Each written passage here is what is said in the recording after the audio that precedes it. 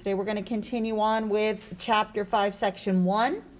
The homework that you'll look for tonight will be the 5.1b.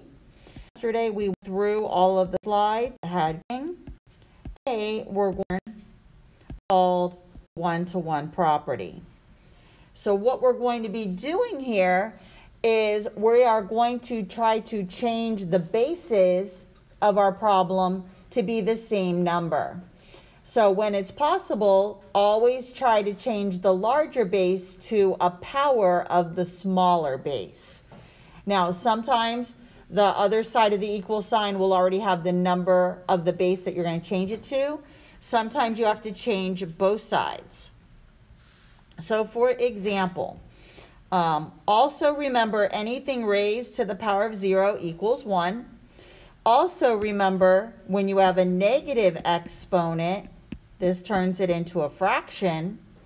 And also what we're going to see here again is remember if you have something raised to a fraction exponent, this is really saying the square root of 4. And then this would give you 2. So remember the bottom of the fraction on your exponent is the root and the top was the exponent. So this is bringing back what we did at the beginning of the school year. So what we're going to be doing today is you're going to be given a problem like this, and they're going to ask you to solve and figure out what that exponent is.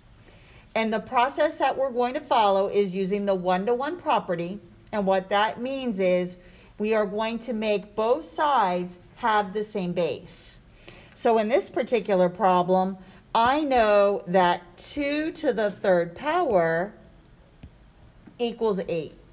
So by changing the 8 to the 2 to the third, I haven't changed my problem yet. It's still 2 to the third power is still equal 8. Once I can get both sides to have the same base, I get rid of the base, and now I solve what remains. So I set x equal to 3, and that's my answer. Whenever you do any of these, you can always take your answer and you can plug it back in. So if I were to take my original problem, 2 to the x equals 8, now put in the 3 for the x, 2 to the third power does equal 8. I did my problem correctly. So this is what we're going to be doing today, is solving for the variables. And the variables are going to be in the exponents. So let's try some examples. So here's my first example. I need to have both sides have the same base. What I would first do is look at the other side of the equal sign and see what base it has, the smaller base. If you can change this larger base, which is the 9, to make it become a 3, that's what you'll do here. Sometimes we'll have to change both sides, but in this particular problem, I can change the 9 into a 3 squared. So that's what I'm going to do. I'm going to rewrite the right side. And now that the bases are the same, I get rid of the 3's, and now I solve what remains. I'm going to set 2 equal to x plus 1. I'm going to subtract 1. 1 equals x, and that's my answer. Now, I could plug it in to make sure that I did it right. So if I plug in 1 up here for an x, 1 plus 1 gives me 3 squared, and 3 squared equals 9. So it works. I did it correctly. So for any of the problems we're going to do here in the notes today, you can always take your answer and plug it back in and make sure that it works and that it makes sense. Let's try number 16. Here is where we're going to bring back our negative exponents. I am going to make both sides. I have to change both of these. I'm going to change the 1/2 into 2 to the negative 1. All I've done so far is changed this part of the problem, and I've written it there. I still need to rewrite the x that's there. I'm also going to change the 8 into 2 to the third power. The bases are the same. Get rid of the 2's and solve what remains. Remember, when you raise a power to another power, we multiply here. So this gives me negative 1x equals 3. Divide by negative 1, and x equals negative 3. Again, you can plug it in. 1/2 raised to the negative 3 power. Remember, when a fraction is raised to a negative exponent, think reciprocal, and then make the power positive, and you get 8, which is what we were trying to make it equal. Let's try 17. I'm going to change the bases. The right side I can leave alone, but I'm going to change the 8 into 2 to the third power. My bases are the same. Get rid of the 2's and solve what remains. I'm going to add 1. 4 equals 2x. Divide by 2, and x equals 2. So for this section, it's really going to benefit you if you've memorized some common exponent equivalents. So for example, you should already know that 2 squared is 4, 2 to the third is 8, maybe even 2 to the fourth, it's 16. No, 3 squared is 9, 3 to the third, 27, 4 squared, 16, 4 cubed, 64. Different ones like this. It'll help you be able to do these change of base a little bit more quickly.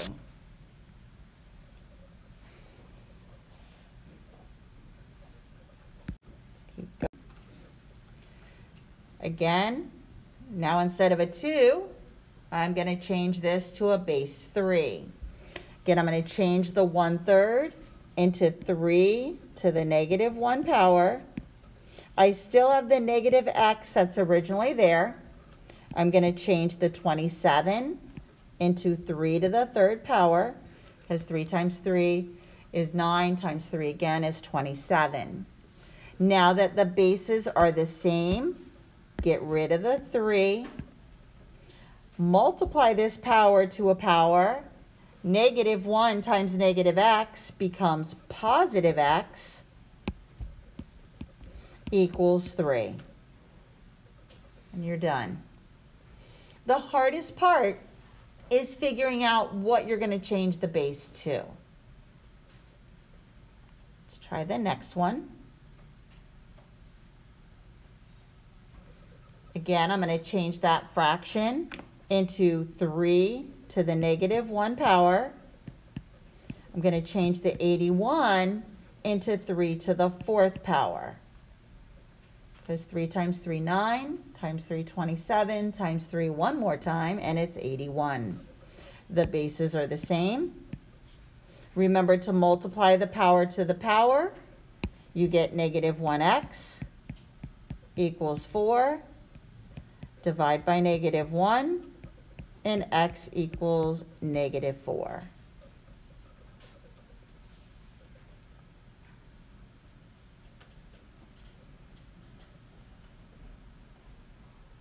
For number 20, I'm going to change the right side into a 2 cubed. So let me rewrite this left side.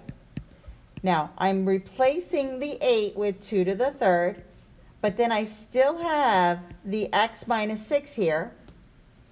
Once I get rid of the 2's, I need to remember to distribute the 3 to the x minus 6. So I'm going to be solving x plus 4 equals 3x minus 18. I'm going to move my x's together. It doesn't matter which way you move them. I'm going to go ahead and move the x to this side. I could have moved the 3 over. It doesn't matter. We just need to get our x's on one side and our constants on the other. 4 plus 18 is 22. Divide by 2, and x equals 11. And again, remember, you can always plug it back in, and it should give you an equivalent equation once you're done. Let's try 21.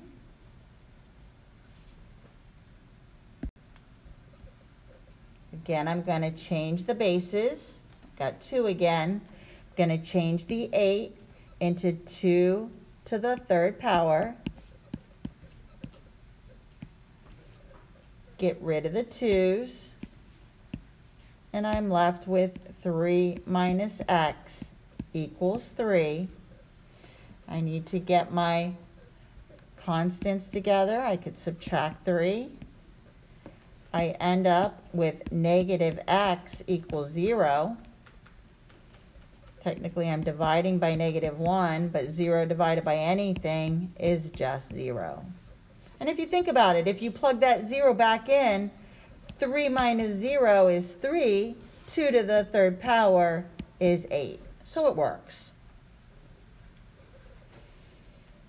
Okay, we're going to change things up here. Now, instead of a 2 or a 3, we're going to change the base to a 5, because I know that 5 squared equals 25.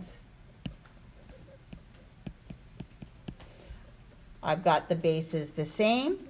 Get rid of the 5's. Solve what remains.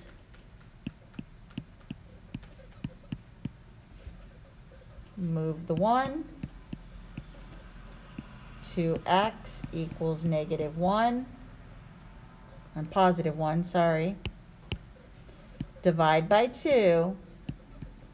And x equals 1/2.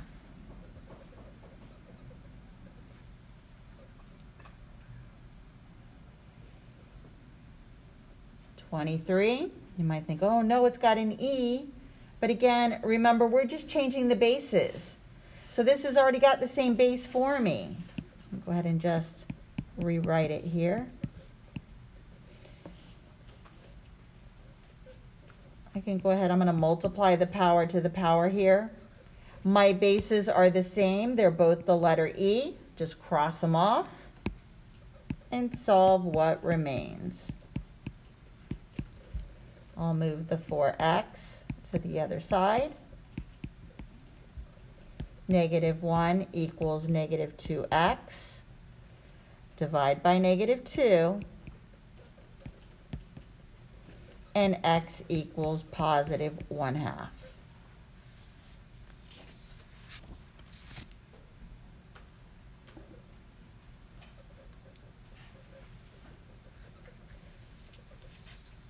Do 6 more and we're done.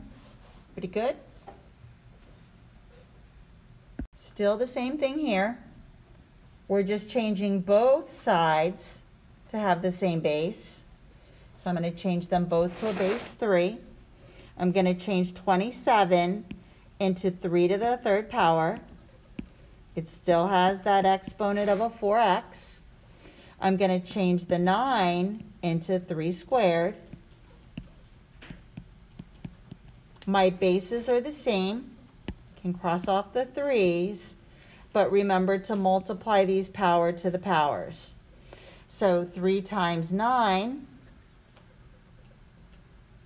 that's a 4, sorry, 3 times 4 is 12x, so 4x.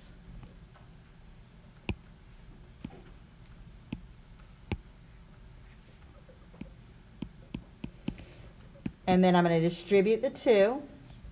2x plus 2. I need to move my variables together. 10x equals 2. Divide by 10. X is equal to 2/10, but I'm going to reduce that to 1/5.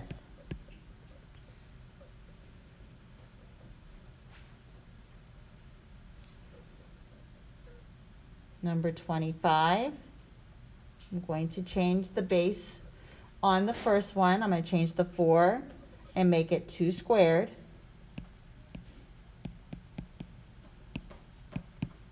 Leaving the right side alone.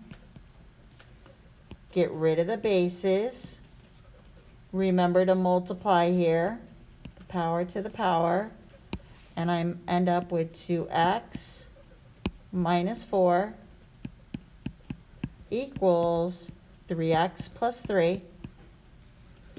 Need to move my x's together. I can either move the 2 or the 3. This time I'll move the 3 to the left. Doesn't matter. Negative 1x minus 4 equals 3. Add the 4. Negative 1x equals 7. Divide by negative 1. And x equals negative 7.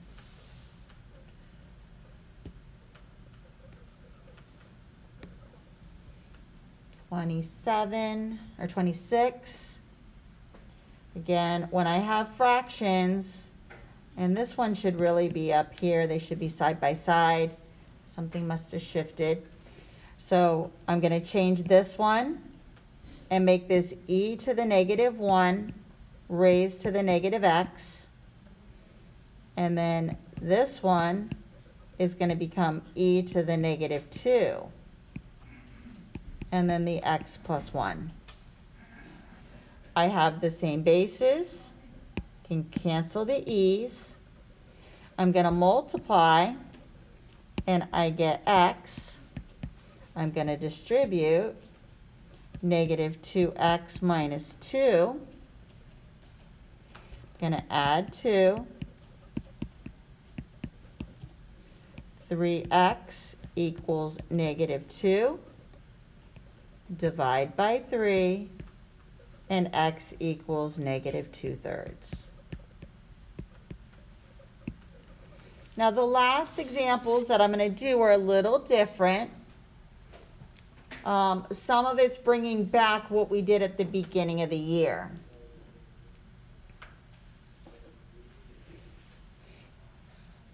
Pretty good?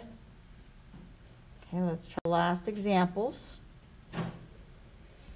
So here's where we're bringing back our fraction or our rational exponents. I'm going to make them both have a base 2. I'm going to change the square root of 2 into 2 to the 1/2 power.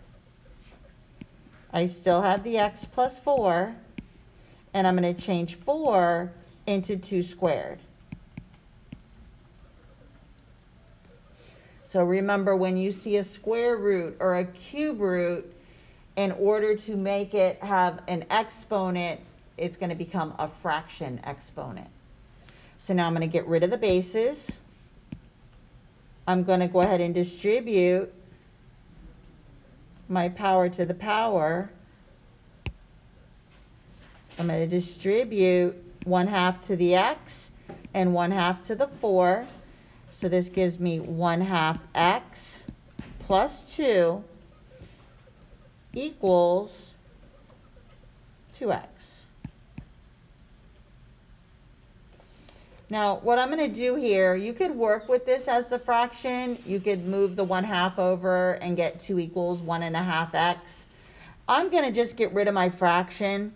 I'm going to multiply my entire equation by 2 to clear that fraction. So when I distribute it here, I'm left with just x. When I distribute it here, I get plus 4. And when I distribute it here, I get equals 4x. Now I don't have to worry about working with a fraction. Subtract x. 4 equals 3x. Divide both sides by 3.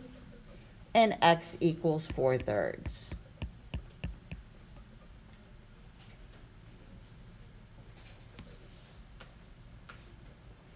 Now, 28 and 29 are a little different. Notice there's no way I could make b become a same base as the 27 or vice versa the 27. So what I'm going to do instead is I'm going to take b to the -3 and I'm going to make it a fraction just like the 1/27 is. So now I can solve this as a proportion. I could either cross off the ones or I could cross multiply. So I could multiply here and here, and I get b to the 3rd equals 27. Now I can solve this two ways. I can either say I'm just going to take the cubed root of both sides, and the cube root will cancel the exponent there, and then this becomes the cube root of 27 is 3. The other way is to raise both sides to the reciprocal power. So I would raise this side to the 1/3 and this side to the 1/3, which is essentially just finding the cube root, because this cancels and you're left either way with b equals 3. Remember, when you cube root something, you're solving for a cube root, it's that number, it's not plus minus. But when we square root something, we need to put both, and that's what we're going to do on the next problem. So this is more of what we did at the beginning of the year. So here I'm not going to change the base. I can do this two ways. So r to the 2/3 power, I can raise both sides to the reciprocal power. So I could raise this one to the 3/2 and this one to the 3/2. This, and then I'm left with, I can either choose to do the cube root, the square root of 4 and then cube it. So when I square root 4, I get plus and minus 2, but then I've got to do the exponent, and my final answer here is plus and minus 8. Now, you could have also, instead of doing the exponent or the square root first, let me rewrite the problem. So again, what we're doing here is raising both sides to the 3/2 power. If you would have rather done the exponent first and done 4 to the 3rd and then square root it, you still get the same answer. If you can square root it first, that's the better way, because you bring it down to a smaller number. I know this is the last example, but just let me add in another one where it wouldn't have paid off to do the exponent first. Let's say your problem was x to the 2/3 equals 64. So to solve this, you would be raising both sides to the 3/2 power. You really wouldn't want to do 64 times 64 times 64 first and then square root it. You would be better off square rooting it first and then cubing it. It's still a big number, because here we're going to get plus and minus 8, but then I need to raise that 8 to the 3rd power, and that gives me plus and minus 512. But just be aware that you could do the exponent first and then the root, or I always try to do the root first and then the exponent. It just makes it a little bit more manageable, especially if you're not using a calculator. Yes? You will definitely need it when we start logs. I'll have to look and see. Well, you'll need it for tomorrow, because we're going to be doing interest. I should have told my I period that. So if you have your scientific calculator, bring it tomorrow so you can follow along when I do the examples, so you can practice keying in the formula into your calculator. Again, if you have a graphing calculator, that works as well.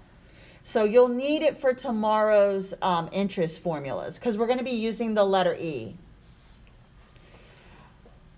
I know the bell's probably going to ring, but just to recap a problem that we did at the beginning of the year, we did something like this. X to the 2/3 power equals 8.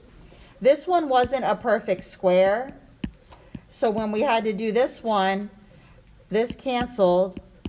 But then what we're doing is we would square root the 8 and then cube it. The square root of 8 was 2 radical 2. And then you had to do 2 square root 2, and this is plus minus, 2 square root 2, 2 square root 2. And then you would multiply the 2's that came out. These make a perfect square, and this stayed underneath. So this one was something we did at the beginning of the year. But just be aware that we may bring things like this back where it's not a perfect square and you do have to simplify it to radical form. I believe this was on a test or a quiz at the beginning of the school year. So again, your 5.1b homework, remember, is a PDF and WebAssign both, but put them in the same Notability file when you turn it into Canvas. So that is it for day 2 of the section 1 notes.